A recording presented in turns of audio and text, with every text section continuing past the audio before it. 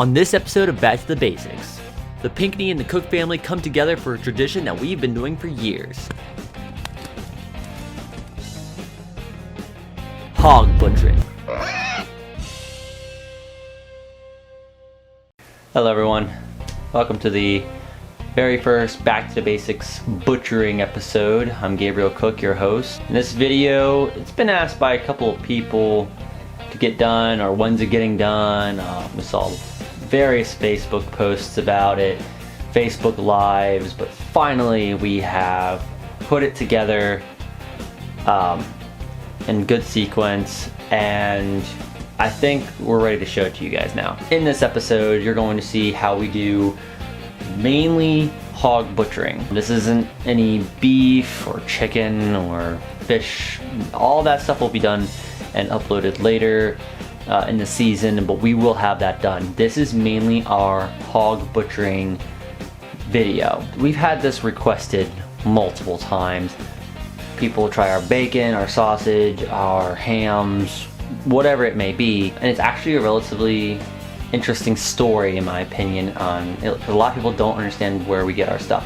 We get our pigs from a family who does everything in-house, from pigs alive to taking care of back at home. We go up there early in the morning in February, and then we take the finished product that we have.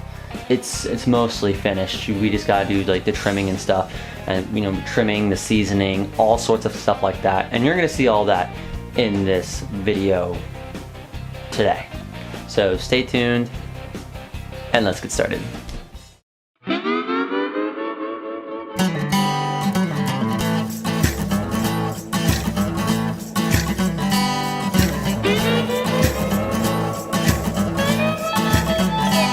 The first part of what we do in this video is the pork chops. Now, the pork chops are pretty much, in my opinion, one of the easiest cuts on a pig. Bacons are also up there. So I just have a diagram here for people who do not know. Using a stock image here, so if you see stock images, sorry about that. What we have going on is when we're doing the pork chops, for anybody who doesn't know, pork chops come from the pork loin. Alright, that's part of the pig.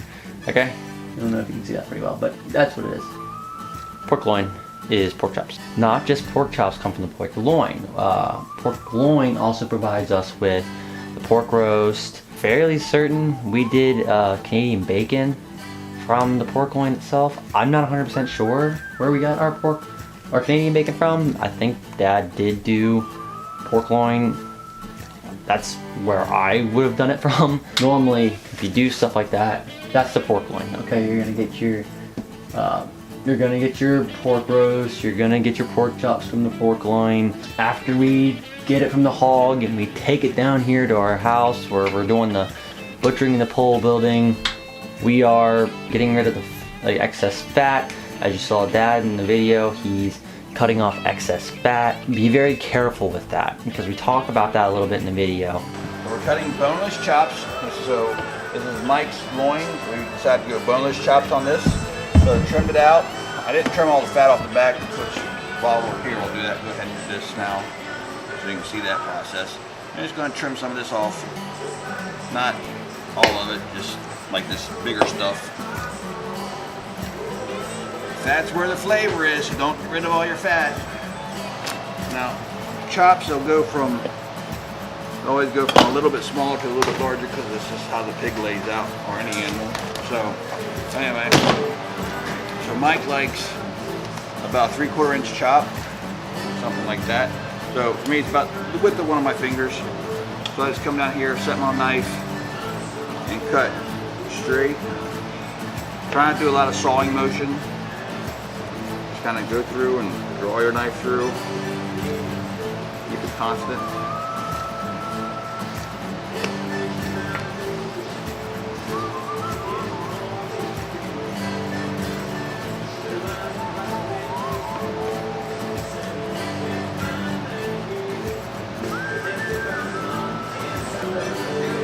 Keep your cut straight so you have a consistent thickness the whole way through. So So it is kind of the process is a little bit more complicated when you're trying to cut unboned meat straight through with a knife, because you get wiggle and play and everything else. And depending on how warm the meat is, the colder the meat is, the more firm it is. Right now in the garage it's 52 degrees. We just brought that temperature up since this morning. So the meat's been sitting basically in 38 or less degree temperature all night long. And so yeah, continue to chop, cut straight cut through. Now we're getting into like the whiter meat. This is a little bit stiffer. When you're starting out on the far end, first you see the difference in the two. You got a little bit extra, like more of the red meat. Not really red meat, but different parts, not completely loin. Now this is almost all loin. This is a little bit stiffer, so it's a little bit easier to cut, but still good eating either way. After the trimming and portioning, pork chops are placed in vacuum-sealed bags. This allows them to stay good in storage for a longer period of time.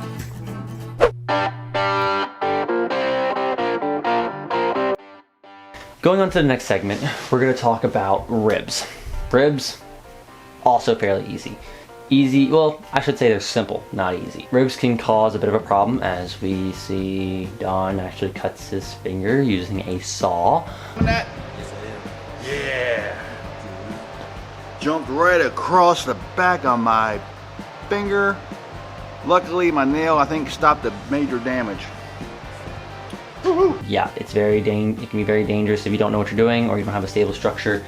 Ribs can be a pain in the butt, but if you have a nice sharp blade and you know what you're doing, it's really not that hard. You got various types of ribs. You have your classic regular big ribs that people are used to. There are beef ribs too, but I'm talking about the porks. One about yay long, good meaty ribs, gonna be cut up here. As you can see, like on this diagram, this kind of goes inward on the diagram. Bigger ribs, smaller. One of the things that I know a lot of times we'll have a problem with is you get ribs and then there's not a whole lot of meat on them, and so people wonder, why do we try so hard with these ribs? Ribs can be very, very rewarding if you leave a little bit of meat on them from the pork loin. Yeah, it just depends on the size of the hog as well, so it's just one of those things. One thing I'm also going to say that's very difficult is packaging them. Make sure you have plenty of room in your vacuum sealer bags for ribs, because if you don't, they will puncture or they will leak outside of those bags, or they won't seal properly, and you can get easy freezer burn on those ribs. So be very careful with that. Watch out for that. We were having a couple problems, but we were able to bend them and get them in there. Okay, so currently going to package up these ribs in a much bigger bag.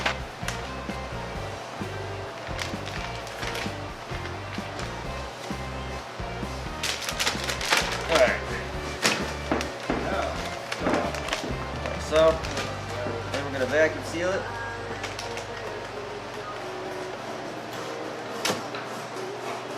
Gentle, moist, vacuum seal. And that's for anything.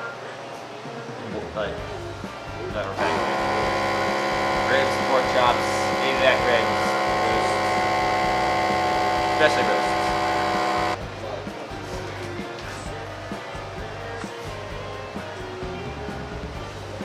Okay, so regular ribs are labeled ribs.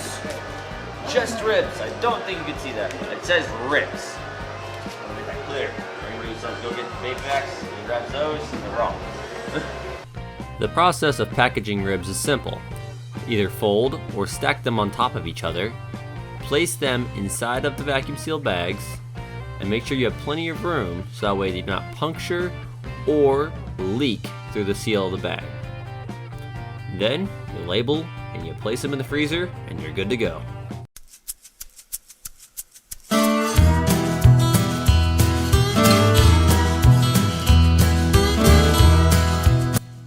Bacons go through a long curing process to be done properly. First, they are salt cured and seasoned with savory seasonings and organic 100% maple syrup. Alright, so we're making the cure for the bacon. And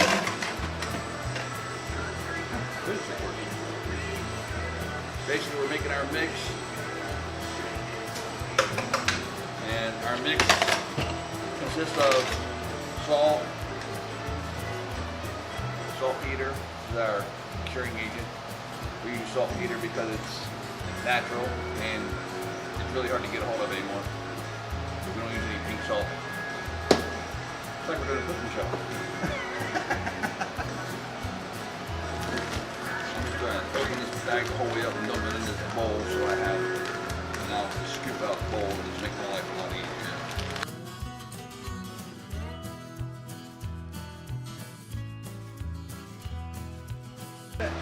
All right, so that's our dry elements. We don't do our wet until the end. We actually add the maple syrup at the in the bag. And when I say in the bag, you'll see what we mean in a little bit. So we have a liner for our plastic bucket here. It's actually for grinding hams. So we have our salt and sugar mix in here. Nice and clean, so we'll go to, actually probably a better way to do it than always do it in the bucket. Make sure it's good and mixed the right way so we get everything evenly distributed on our bacon. Alright, so that's our dry portions mixed. Now we're going to trim up our bacons. Some of the things are already ready to go, so like our shoulder bacons. That's the loin, right? Yeah. That'd be like a Canadian bacon style. We got a couple shoulder bacons to do. And of course our regular pork bacon. So we're going to get our knives, we're going to get the big cutting board out here, and we're going to take the skin off the back of the bacon. So generally the colder the pork belly is, the easier it'll fillet out. So I'm going to try, always have a couple different knives. Alright, so basically the process is we're just going to start filleting this off. So I'm going to start on this opposite corner. Go back in, try to peel it back. They say the quarter is better because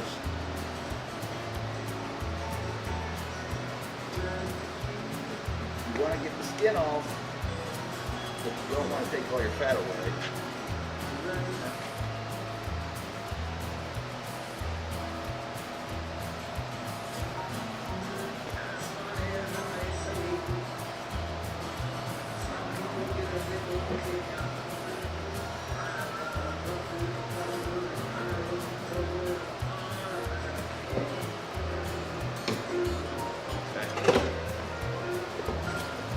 Oh, that's And that skin, we do our bacons like this. We're going to cut them in half so we can get them in our bags. So.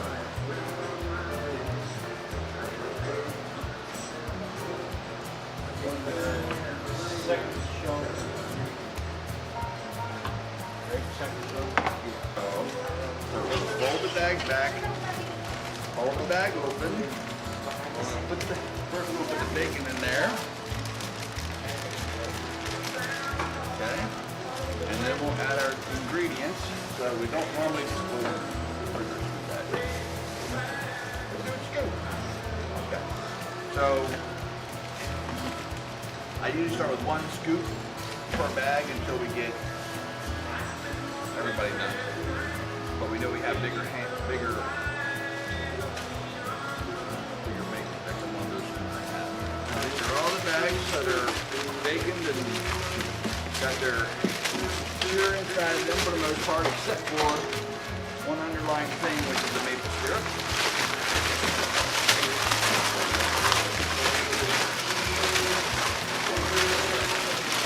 Coated.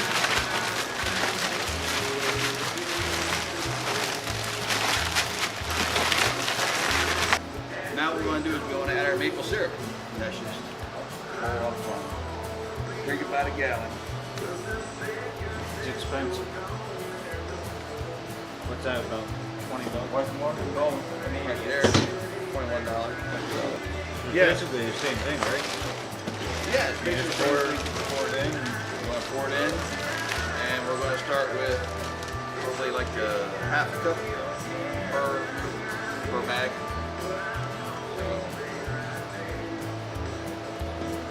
Be very careful, you don't want to get goop in the zippers.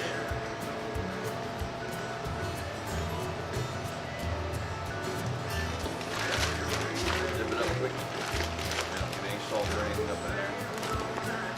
And we'll air them out.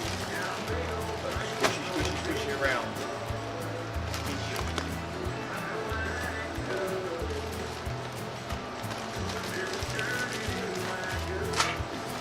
2 weeks later, the bacons are rinsed, dried, and cold smoked for 8 hours. Once smoked, it is sliced, packaged, and kept in a freezer for storage.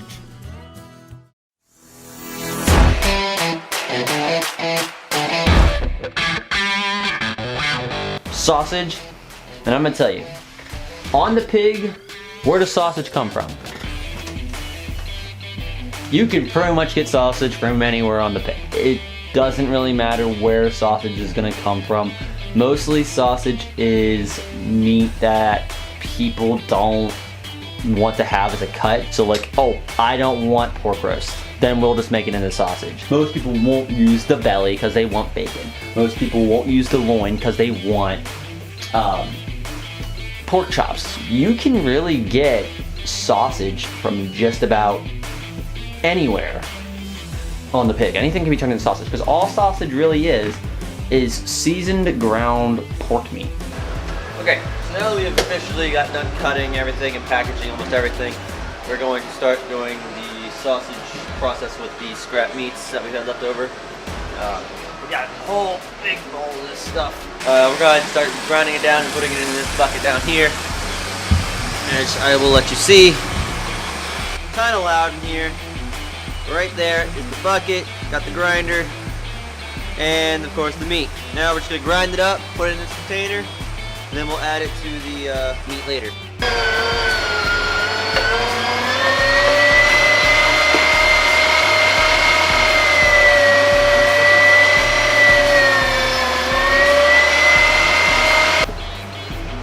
That's basically what we're getting out of it so far.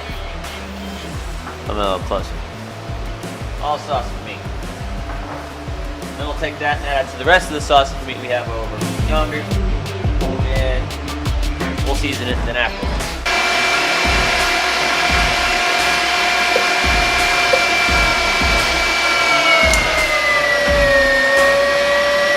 Got some excess meat here. It's not really brown, so we'll grind it up quick.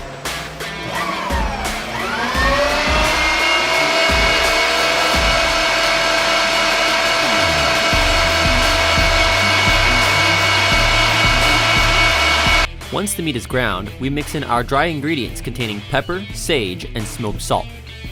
After the mixing process, we typically whip up some patties and do a taste test. Once we are satisfied, the sausage is either packaged loose or is sent to the stuffer. Years ago I did a tutorial on how to do this. I'm just going to show again real quick how to do it. Basically when we get to the middle plank here, of the rope, twist it, you get how long your sausage is going to be.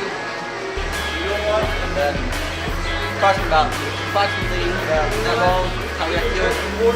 Twist that. Got your two there. Grab one end. Pull through. This one was the last one, so it wasn't done too well. Then sometimes we have a shorter end than the other. That means when you use the longer end, go through the next loop.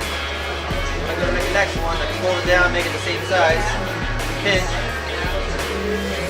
unfold, twist, grab the longer end, got it right here, put it through that second loop, undid by it. Longer end,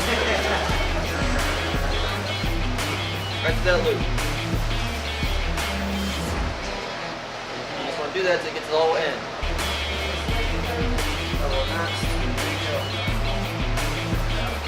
Let's let the sausage casing chain, and then there we go. Hey everybody, thanks for watching that episode of Back to the Basics. This was our butchering video, or one of our butchering videos, and we should have more in the future. Don't know exactly how they're going to look or what we're going to do. They'll be a little bit more in depth as we go. But we do appreciate you watching. We hope you liked it. If you did like it, you know, if you can hit the little button below, we would really appreciate it. And subscribe to our channel. We would, again, really appreciate that as well. And if you can share it with your friends. We're trying something new. We've been thinking about this Back to the Basics program and ideas for a long time. The hopes is that you just enjoy what you see and understand that we're trying to reach back into the past, following our family heritages, things that we grew up with, hopefully maybe things that you grew up with. And if you have any ideas or comments or questions, you know, feel free to leave those below, and we would love to hear about your Back to the Basics experiences as well, because we think that you really need to hold on to the past as far as like your heritage. You know, it's always good to have knowledge of how to do things that your parents did, your grandparents did, and just sometimes just experiencing those simple things, you know, getting away from all the technology and the headaches of the day, and just get down to grassroots. So that's what we're trying to accomplish. That's what we're trying to go for, and we really hope that we hope that we're getting there. And just be patient with us. Where our videos will promise you they'll be better, and there'll be more of them as we go. The whole group for Back to the Basics, there's only a handful of us, but we're trying our best to make it all happen. So again, if you enjoyed it, give us a like.